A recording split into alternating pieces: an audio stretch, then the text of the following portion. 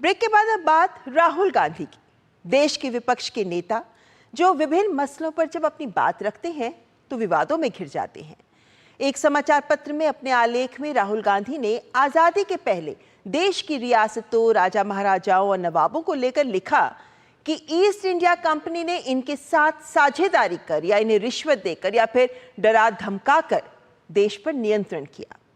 इस आलेख के कारण अब पुनः राहुल गांधी विवादों में आ गए हैं और आजादी के लिए संघर्ष करने वाले राजवंशों से जुड़े लोगों ने राहुल गांधी के इस बयान पर कड़ी निंदा की है।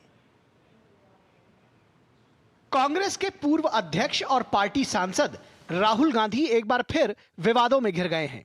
दरअसल राहुल गांधी ने आजादी के पहले देश में रही रियासतों, राजा महाराजाओं और नवाबों को कटघरे में खड़ा किया है।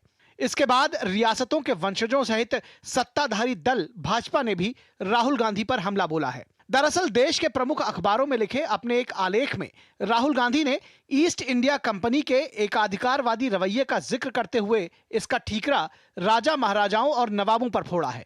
राहुल गांधी ने अपने आलेख में लिखा है कि ईस्ट इंडिया कंपनी ने हमारे देश के राजाओं और नवाबों के साथ साझेदारी कर, उन्हें रिश्वत देकर या फिर डरा धमकाकर इस देश पर नियंत्रण किया। उन्होंने हमारे देश के बैंकिंग, प्रशासनिक और सूचना तंत्र पर नियंत्रण किया। हम किसी देश से अपनी आजादी नहीं हारे, बल्कि हमें एक एकाधिकारवादी निगम ने हराया और फिर दमनकारी तंत्र चलाया। अब मूल ईस्ट इंडिया कंपनी तो खत्म हो गई है, लेकिन अब उसकी जगह एकाधिकारवादियों की नई नस्ल ने ले ली है।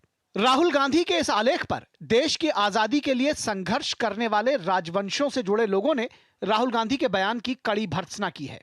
वीर सावरकर पुस्तक के लेखक, पूर्व केंद्रीय सूचना आयुक्त और मराठा सेनापति सरदार भीखाजी राव माहुरकर के वंशज उदय माहुरकर ने सोशल मीडिया मंच एक्स पर अपने पोस्ट में लिखा, राहुल गांधी के अपने नवीनतम लेख में पूर्व महाराजाओं की आलोचना नए भारत के निर्माण में पूर्व शासकों की भूमिका के बारे में उनकी बचकानी समझ को दर्शाती है।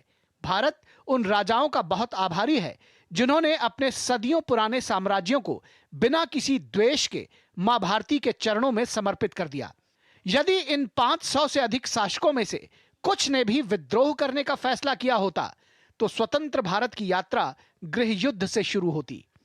राहुल गांधी, जिनका परिवार कई दशकों तक भारत पर शासन करने के बाद भी सत्ता छोड़ने को तैयार नहीं है, उन्हें भारत के पूर्व राजघरानों पर निशाना साधने का कोई अधिकार नहीं है। इस मुद्दे पर भारतीय जनता पार्टी ने भी राहुल गांधी के आरोपों को निराधार बताते हुए तथ्य को जांचने के बाद ही निष्कर्ष पर पहुंचने की बात कही है।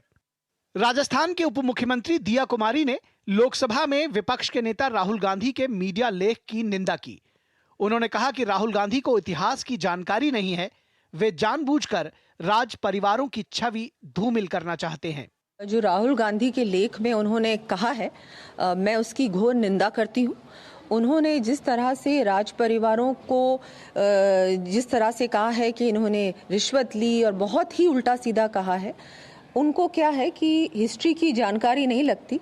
इस तरह की बात कहने से पहले उनको पूरे तथ्यों की जानकारी लेनी चाहिए थी। ग्वालियर राजघराने के वारिस और केंद्रीय मंत्री ज्योतिरादित्य सिंधिया ने राहुल गांधी को इस मुद्दे पर आड़े हाथों लिया और एक्स पर अपने पोस्ट में उन्होंने लिखा, नफरत बेचने वालों को भारतीय गौरव और इतिहास पर व्याख्यान देने का कोई अधिकार नहीं है।